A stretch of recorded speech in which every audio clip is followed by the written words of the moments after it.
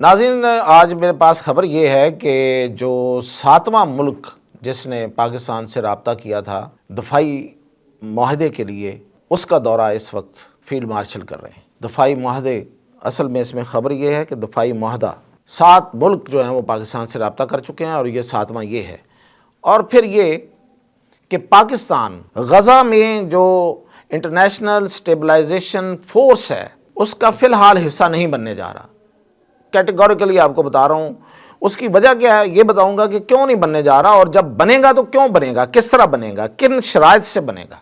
یہ جو ابھی بڑی اس میں لوگوں نے شور مچایا ہوا ہے اور جان بوجھ کے صورتحال کو پاکستان کے خلاف کرنے کے لیے جو افواہیں پھیلائی جا رہی ہیں، اس کی میں آپ کو ڈیٹیل بتاؤں گا۔ اور پھر یہ کہ ترکی امریکہ سے F-35 لینے جا رہا ہے، تو نیتن یاہو کے پیٹ میں مروڑ کیوں اٹھ رہے ہیں، اور وہ کیا کر رہا ہے اور کیوں کر رہا ہے، ایسا کیوں کر رہا ہے کہ اس کو امریکہ سے وہ جہاز لینے پہ اتنا بڑا اعتراض ہے، اور ترکی امریکہ سے جہاز لینے کے لیے کیا ایک نیا حربہ وہ اختیار کرے گا۔ اس نے بھی کوئی ایک ایسا حربہ اختیار کیا ہے کہ امریکہ اس کو ہتھیار دے گا۔ بے شک نیتن یاہو جتنا مرضی الٹی سیدھی بازیاں لگا لے، کلا بازیاں لگا لے۔ اور پھر یہ کہ تاجکستان میں قرآن پاک کا جو ترجمہ کیا گیا ہے خاص طور پہ، وہ ایک خاص مقصد کے تحت کیا گیا ہے، اور تاجکستان کے صدر نے اپنے خطاب میں بڑی اہم بات کی ہے اس حوالے سے۔ یہ سب ان سب تفصیلات کے ساتھ بھی آتا ہے۔ تو سب سے پہلے تو میں آپ کو بتا رہا ہوں کہ ترکی F-35 امریکہ سے خریدنا چاہتا ہے۔ یہ 5th جنریشن جہاز ہے، اور F-35 کیوں خریدنا چاہتا ہے، سمجھنے اور سوچنے والی بات ہے۔ جب میں ہی یہ باتیں بتانے والا ہوں آپ کو کہ ترکی تو خود 5th جنریشن جہاز بنا رہا ہے کان، اور پھر دنیا میں اور بھی اس کے مقابلے میں 5th جنریشن جہاز ہو سکتے ہیں جیسے کہ چائنا کے پاس، اور پھر یہ کہ ترکی کو تو ہم یہ سمجھتے ہیں کہ وہ عالم اسلام کی ایک بڑی طاقت ہے، تو کیوں امریکہ کی طرف جا رہا ہے۔ سوالات ہیں نا آپ کے ذہن میں بھی آ سکتے ہیں۔ تو اس کی وجہ یہ ہے کہ ایک تو ترکی ہمیشہ دنیا میں اپنی طاقت کو بنانا، اس نے بنایا ہی اسی طریقے سے ہے کہ وہ ڈپلومیٹیکلی اس نے معاملات کو ہمیشہ بڑے طریقے سے لے کے آگے چلا ہے، کسی کو ٹکر نہیں ماری اس نے، اور یہ سب سے بہترین طریقہ ہوتا ہے۔ آپ اپنی طاقت میں اضافہ بھی کرتے چلے جاتے ہیں اور کسی بڑے کنفلکٹ کا حصہ بھی نہیں بنتے، تو اسی طریقے سے آپ طاقت حاصل کر سکتے ہیں، ورنہ آپ کہیں سینگ پھنسا لیں گے تو طاقت حاصل نہیں کر سکیں گے۔ ایک بات۔ دوسری بات، امریکہ چاہتا ہے کہ اس کے پاس امریکی ٹیکنالوجی ہو۔ کیوں؟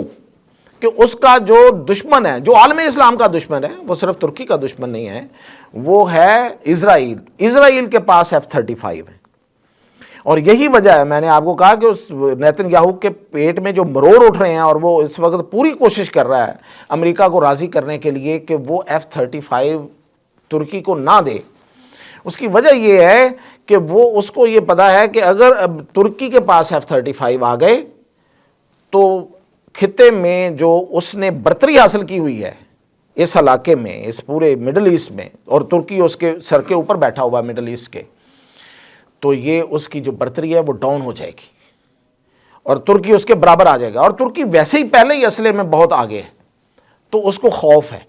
اب یہاں پہ ایک سوال آپ کے ذہن میں آئے گا کہ F-35 تو اس سے پہلے سعودی عرب بھی لے چکا ہے، تو ترکی سے کیا پرابلم ہے؟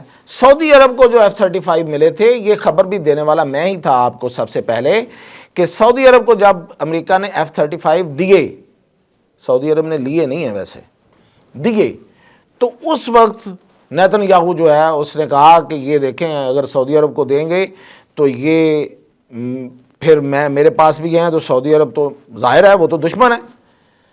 تو امریکہ نے اس ٹیکنالوجی کو ڈاؤن گریڈ کر کے دیے سعودی عرب کو، یعنی کہ اپنے کنٹرول میں لا کے، یعنی کہ اس کو جو F-35 دیے گئے ہیں وہ اب اسرائیل کے خلاف نہیں اٹھ سکتے۔ لیکن ترکی یہ بات کبھی نہیں مانے گا، ترکی F-35 لے گا، پوری ٹیکنالوجی کے ساتھ لے گا۔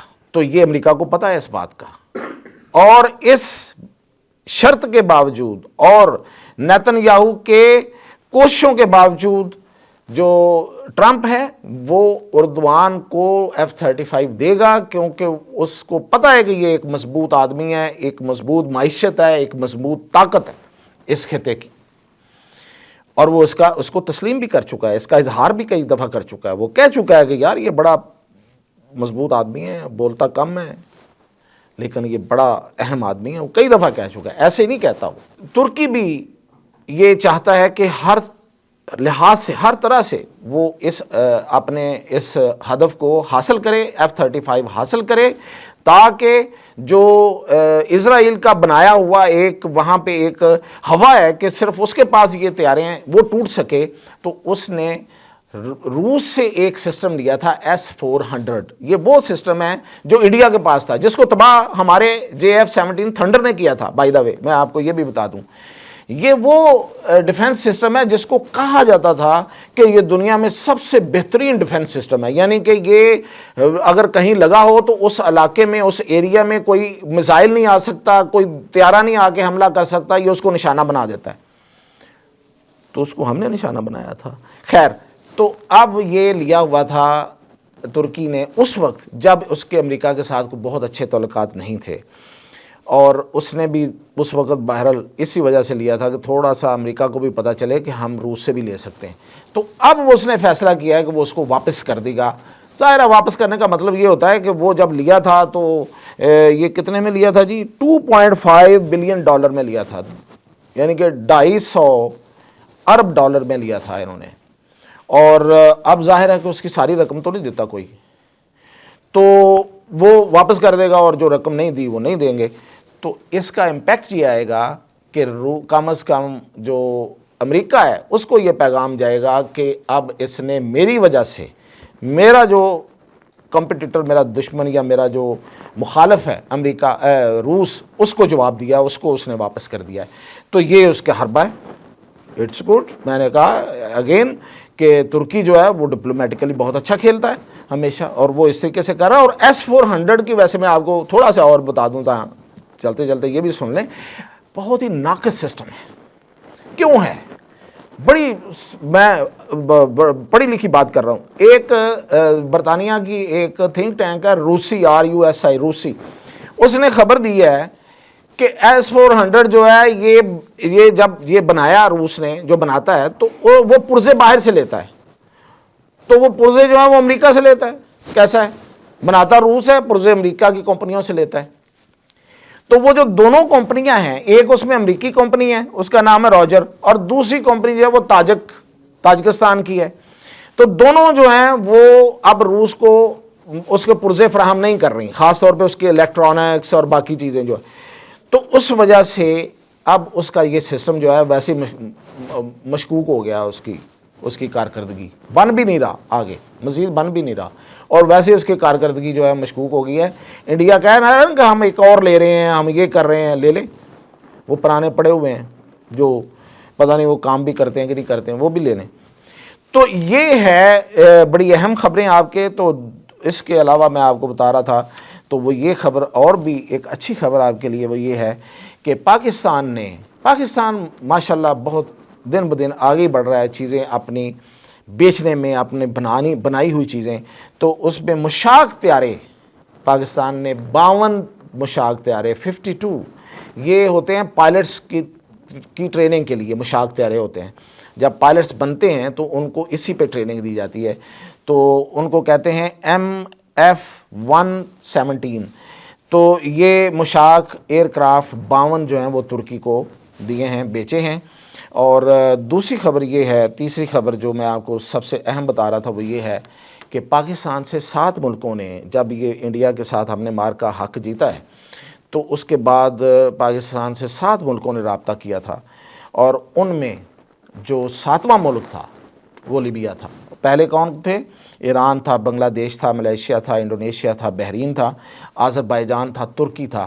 اب یہ 7واں ملک لیبیا ہے جس نے رابطہ کیا تھا کہ وہ پاکستان کے ساتھ دفاعی معاہدے میں آنا چاہتا ہے، پاکستان کو اپنا لیڈر ماننا چاہتا ہے، اور اس معاہدے میں آنا چاہتا ہے۔ تو اسی لیے فیلڈ مارشل وہاں کا دورہ کر رہے ہیں۔ اور اس کے ساتھ ہی میں آپ کو جو آخر پہ وہ یہ بڑی اور اچھی اور بڑی دل کو سکون دینے والی خبر ہے وہ یہ ہے کہ تاجکستان کے صدر نے پارلیمنٹ میں یہ اعلان کیا، اور اس اعلان پر پوری پارلیمنٹ نے اٹھ کے اس کا خیر مقدم کیا۔ وہ یہ تھا کہ ہم نے قرآن پاک کا ترجمہ تاجک اور فارسی دونوں زبانوں میں کر لیا ہے، اور یہ کر کے ہم اسکولوں اور اپنے تمام تعلیمی اداروں میں ہم ترجمے کے ساتھ قرآن پاک کو پڑھائیں گے۔ اور اس کی وجہ بتاتے ہوئے انہوں نے ایک بڑا زبردست جملہ کہا ہے، وہ یہ ہے کہ ہم نہیں چاہتے، ہم چاہتے ہیں کہ ہمارے لوگ جو ہیں وہ قرآن پاک کو سمجھیں، سمجھ کر پڑھیں، اور نہیں چاہتے کہ وہ اندھوں کی طرح پڑھیں اور طالبان کی طرح بمبار بن جائیں۔ یہ ایک بہت بڑا طنز بھی تھا اور حقیقت بھی ہے کہ یہ جو طالبان ہیں، اگر انہوں نے واقعی قرآن پاک کو صحیح طریقے سے پڑھا ہوتا، جو اپنے دعویٰ کرتے ہیں کہ وہ کوئی دینی لوگ ہیں، تو شاید یہ آج دنیا کے لیے اتنا بڑا خطرہ نہ ہوتی جتنا بڑا خطرہ یہ آج ہے۔ تو اجازت دیجیے، اللہ حافظ۔